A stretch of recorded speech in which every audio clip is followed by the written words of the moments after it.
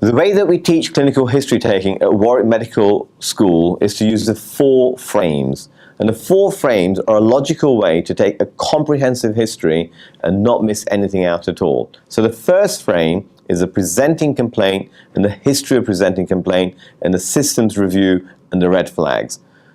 So we encourage our students to ask an open question so they can start eliciting the symptoms from the patient. Then we would click into one system. What I mean by that is that if somebody has chest pain, for example, then you would clearly need to ask about all the cardiac symptoms once you've got a lot of detail about the patient's pain using a mnemonic such as SQUITAS, which is site, quality, intensity, timing, aggravating factors, relieving factors, and associated symptoms. I think then it's very important to ask about other systems. So we would do a systems review and then finish off by recapping the red flags. That is, for example, blood anywhere, lumps and bumps anywhere, weight loss, change in appetite, change in bowel habit.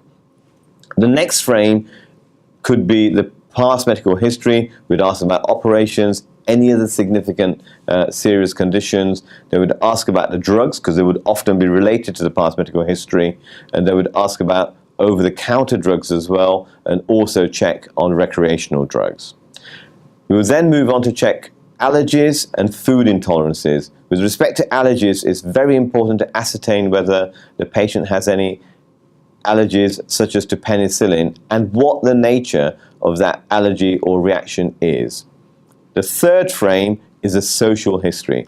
So we'd explore the patient's social history, we'd find out how these patient's symptoms and conditions are impacting on the patient's life and occupation.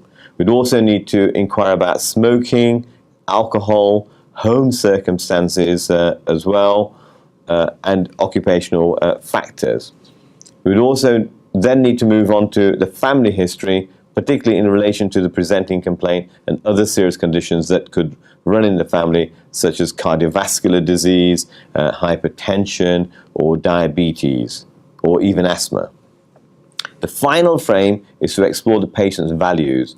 Why is the patient worried about their condition? So there we would need to explore the patient's ideas about what they think is going on, what concerns them most, and also to ask them about their expectations of how we can best help the patient.